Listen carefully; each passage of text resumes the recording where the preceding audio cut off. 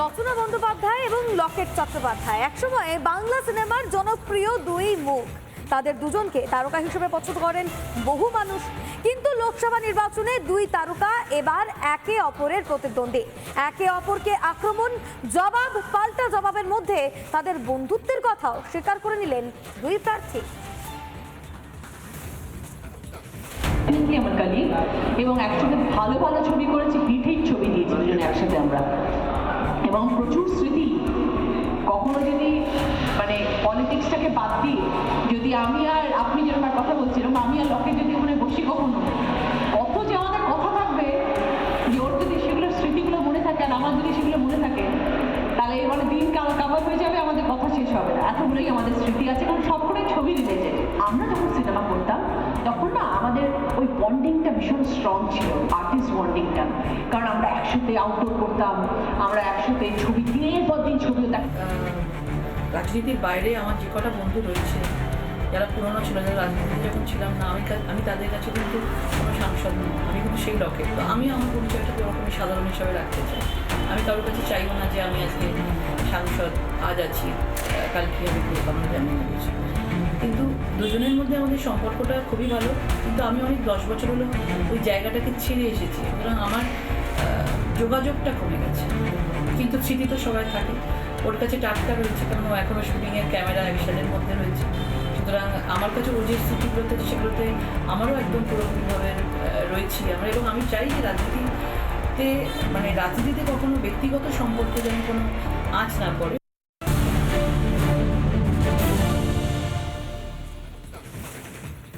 রচনা বন্দ্যোপাধ্যায় এবং লকেট চট্টোপাধ্যায় একসময় বাংলা সিনেমার জনপ্রিয় দুই মুখ।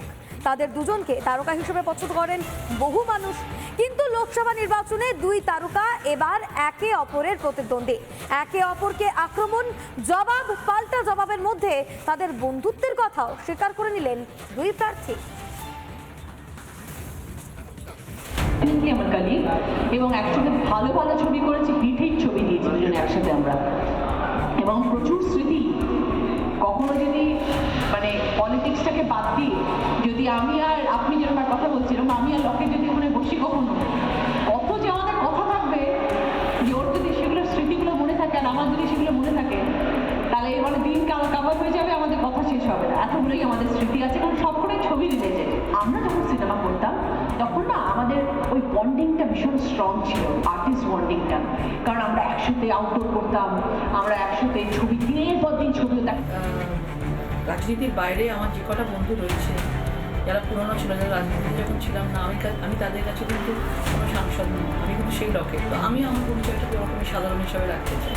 আমি কারোর কাছে চাইবো না যে আমি আজকে সাংসদ, আজ আছি, কাল কী হবে কেউ আমার জানি না কিছু। কিন্তু দুজনের মধ্যে আমাদের সম্পর্কটা খুবই ভালো, কিন্তু আমি অনেক 10 বছর হলো ওই জায়গাটাকে ছেড়ে এসেছি, সুতরাং আমার যোগাযোগটা কমে গেছে। কিন্তু স্মৃতি তো সবাই থাকে, ওর কাছে টাটকা রয়েছে, কারণ ও এখনও শুটিংয়ের ক্যামেরা অ্যাকশনের মধ্যে রয়েছে। সুতরাং আমার কাছে ও যে স্মৃতিগুলোতে সেগুলোতে আমারও একদম পুরোপুরিভাবে রয়েছি আমরা। এবং আমি চাই যে রাজনীতিতে কখনো ব্যক্তিগত সম্পর্কে যেন কোনো আঁচ না পড়ে। উত্তর 24 পরগনার আমডাঙ্গায় বিজেপি কর্মীকে মারধরের অভিযোগ সামনে আসছে। বিজেপির দলীয় কার্যালয় জ্বালিয়ে পর্যন্ত দেওয়া হয় বলে অভিযোগ সামনে আসছে। কাঠখড়ায় তৃণমূল আশ্রিত দুষ্কৃতীরা, যদিও অভিযোগ সমস্ত রকমভাবে অস্বীকার করেছে তৃণমূল নেতৃত্ব, থানার দ্বারস্থ হয়েছে উভয় পক্ষই। বিজেপি কর্মীকে মারধরের অভিযোগ, এমনকি বিজেপির পার্টি অফিস পর্যন্ত জ্বালিয়ে দেওয়ার হুমকির অভিযোগ তৃণমূল আশ্রিত দুষ্কৃতীদের বিরুদ্ধে। আহত বিজেপি কর্মী তিনি কি বলেছেন শুনব।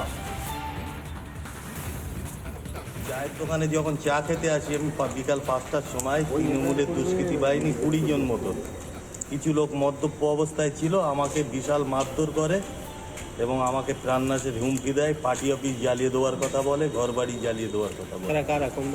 এরা তৃণমূলের একজন হচ্ছে অঞ্চল সদস্য, একজন, দুজন সদস্য আর একজন জেলা পরিষদের মেম্বারের স্বামী। আমি ওদের কঠোর শাস্তি চাচ্ছি এবং নিজেকে নিরাপত্তা চাইছি, আমরা প্রশাসনের কাছে নিরাপত্তা চাইছি। আমি ঠিক এই ঘটনায় বেশ কয়েকজন তৃণমূল কর্মীর বিরুদ্ধে আমডাঙ্গা থানায় অভিযোগ পর্যন্ত দায়ের করেছে জেলা বিজেপি নেতৃত্ব। তবে এই নিয়ে আমডাঙ্গার বিধায়ক রফিকুর রহমান তিনি কি বলছেন শুনবো। সমস্ত মিথ্যা ঘটনা। হ্যাঁ বিজেপি কিছুই পাচ্ছে না। আচ্ছা। একটা অশান্তি সৃষ্টি করার চেষ্টা করছে। আচ্ছা, আমরা ওদের পাবো না। বলছে তৃণমূল দুষ্কৃতীরা এসব করছে। যাদের নামে এফআইআর সবাই ঘটনাটাই জানে না। বলছে এফআইআর হয়েছে, তৃণমূল কয়েকজন কর্মীর বিরুদ্ধে এফআইআর পর্যন্ত হয়েছে। তারা এই ঘটনা একদিকে থানায় গিয়ে বিজেপির অভিযোগ, অন্যদিকে আবার বিজেপির অভিযোগকে অস্বীকার করে মিথ্যে অভিযোগে তৃণমূল কর্মীদেরকে ফাঁসানো হচ্ছে বলে দাবি তুলে তারাও থানার দ্বারস্থ হয়েছেন। কি বলছেন তৃণমূল নেতা শঙ্কু চক্রবর্তী, শুনুন। একদম ভিত্তিহীন ঘটনা। আজকে আমি বাড়িতে ছিলাম, আপনার সাথে কথা হয়, মুখে মুখে তর্ক, আমাকে পরে ডাকা হয়, আমি ডেকে এসে ঠান্ডা হয়ে যায়। পুলিশের গাড়িও ছিল, কোনো ঝুট ঝামেলা কিচ্ছু হয়নি, মুখে মুখে দুটো কথা হয়েছে। ওরা থানায় এসে আমাদের নামে কমপ্লেন করেছে। আচ্ছা, এই হচ্ছে ব্যাপার, আর কিছু ব্যাপার না। আপনারা কি মারধর করেছে? কোনো মারধরের কোনো জায়গা নেই, আমরা কেন মারধর করবো? হ্যাঁ, ওদের কোনো চাল নেই, চুলো নেই, ওরা দুটো লোক। এই যে অভিযোগ করেছে কি বলবেন? ভিত্তিহীন, এর কোনো, ওরা তো মানে এই অভিযোগের সাথে তৃণমূল যুক্ত না? একদমই যুক্ত না।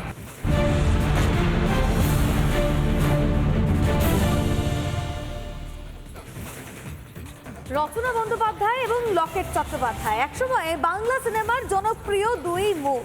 তাদের দুজনকে তারকা হিসেবে পছন্দ করেন বহু মানুষ, কিন্তু লোকসভা নির্বাচনে দুই তারকা এবার একে অপরের প্রতিদ্বন্দ্বী। একে অপরকে আক্রমণ, জবাব, পাল্টা জবাবের মধ্যে তাদের বন্ধুত্বের কথাও স্বীকার করে নিলেন দুই প্রার্থী। পিঙ্কি আমার কালি, এবং একসাথে ভালো ভালো ছবি করেছি, হিট ছবি দিয়েছি দুজনে একসাথে আমরা, এবং প্রচুর স্মৃতি। কখনো যদি মানে পলিটিক্সটাকে বাদ দিয়ে যদি আমি আর আপনি যেরকম একটা কথা বলছিলাম, আমি আর লকে যদি ওখানে বসি, কখনো কত যে আমাদের কথা থাকবে, যে ওর যদি সেগুলো স্মৃতিগুলো মনে থাকে আর আমার যদি সেগুলো মনে থাকে, তাহলে মানে দিন কাভার হয়ে যাবে, আমাদের কথা শেষ হবে না। এতগুলোই আমাদের স্মৃতি আছে, কারণ সবগুলোই ছবি রিলেটেড। আমরা যখন সিনেমা করতাম তখন না আমাদের ওই বন্ডিংটা ভীষণ স্ট্রং ছিল, আর্টিস্ট বন্ডিংটা, কারণ আমরা একসাথে আউটডোর করতাম, আমরা একসাথে ছবি দিনের পর দিন ছবিও দেখতাম। রাজনীতির বাইরে আমার যে কটা বন্ধু রয়েছে, যারা পুরনো ছিল, যারা রাজনীতিতে যখন ছিলাম না, আমি তাদের কাছে কিন্তু কোনো সাংসদ নই, আমি কিন্তু সেই লকেট। তো আমি আমার পরিচয়টাকে ওরকমই সাধারণ হিসাবে রাখতে চাই। আমি কারোর কাছে চাইবো না যে আমি আজকে সাংসদ, আজ আছি, কাল কী হবে কেউ আমরা জানি না কিছু। কিন্তু দুজনের মধ্যে আমাদের সম্পর্কটা খুবই ভালো, কিন্তু আমি অনেক 10 বছর হলো ওই জায়গাটাকে ছেড়ে এসেছি, সুতরাং আমার যোগাযোগটা কমে গেছে। কিন্তু স্মৃতি তো সবাই থাকে, ওর কাছে টাটকা রয়েছে, কারণ ও এখনও শুটিংয়ের ক্যামেরা অ্যাকশনের মধ্যে রয়েছে। সুতরাং আমার কাছে ও যে স্মৃতিগুলোতে, সেগুলোতে আমারও একদম পুরোপুরিভাবে রয়েছি আমরা। এবং আমি চাই যে রাজনীতিতে কখনো ব্যক্তিগত সম্পর্কে যেন কোনো আঁচ না পড়ে।